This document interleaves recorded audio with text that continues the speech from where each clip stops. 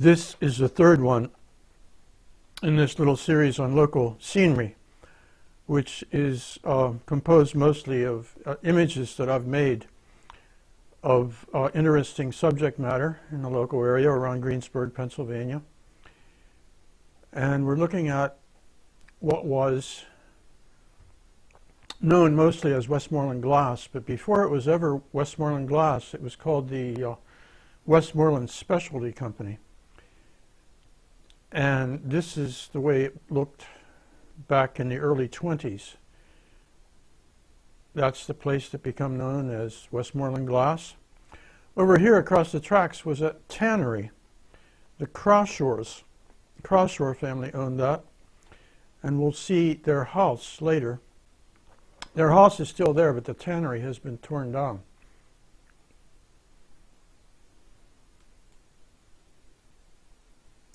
This is the kind of stuff they were making.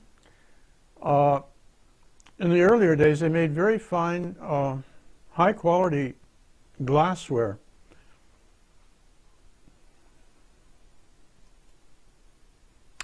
That's a woodcut I did from a photograph that came from the family of the people who started the place, the West, from the family of Charles Howard West.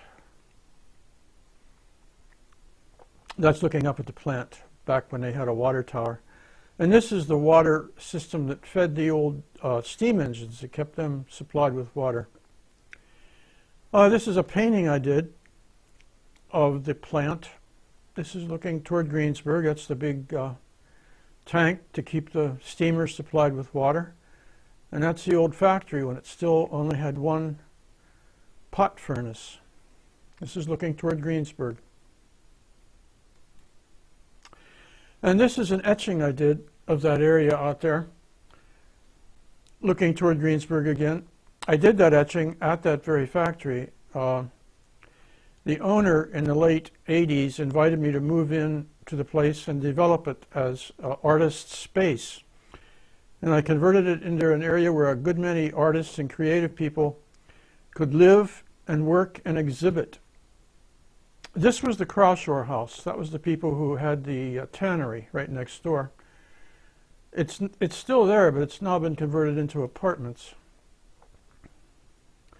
This is another etching I did when I lived there. This is looking down the tracks toward Jeanette. That's Jeanette down there. That's a painting I did when I was living there. This is again looking toward Greensburg. The place was very, very big. I mean, there was space there to do an awful lot of things. That's another painting I did of the place about 1987. That was before I moved in. I think I moved in about 88.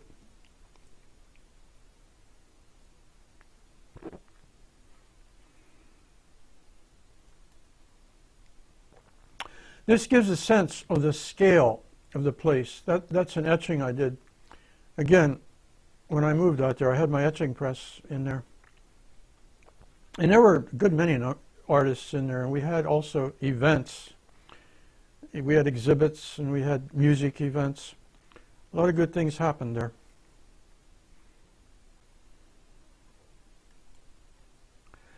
That's a painting I did. I had my dog Barney out on the railroad tracks, and I picked some flowers for the gallery, and I was taking Barney's leash off, and a friend of mine took our photo, and I used that photo to work up a painting of us. That's the gangplank that went right out to the railroad tracks. That was out of my window, out of my living quarters there, out into the courtyard. There was a nice courtyard right outside.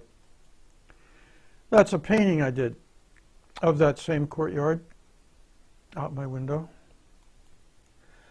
That's an etching, a tinted etching I did of the courtyard, only that's from the building at a 90-degree angle to the one I was living in.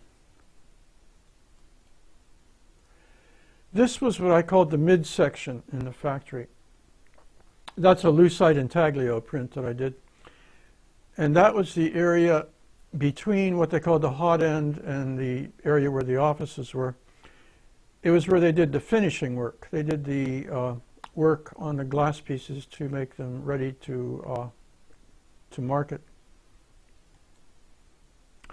That was on the roof area, over top of the area we were just looking at. And you get a sense of connection there with the inside, the outside, the roof. There was a lot of nice scenery around there. It was in Grapeville, I mean right down below Grapeville. That was a shot I did looking out on the roof. A painting. And that is, unfortunately, the way the plant stands now. The owner refused to deal with township authorities when they wanted to work with him on code compliance, and he simply refused to talk to them. And I told him, I says, if you continue to own this place, you're going to destroy it. And you see what happened. The fellow on the right is Charlie West Wilson. He descends from the original owners, the Wests. And Charlie and I went out there to take a look at the place once it had been totally ruined. Charlie in no way is connected with the owner who is responsible for this mess.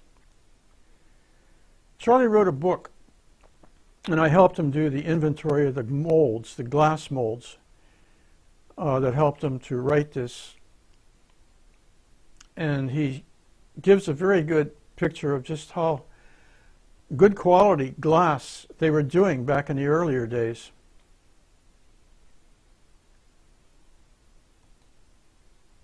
Another one of the older pieces.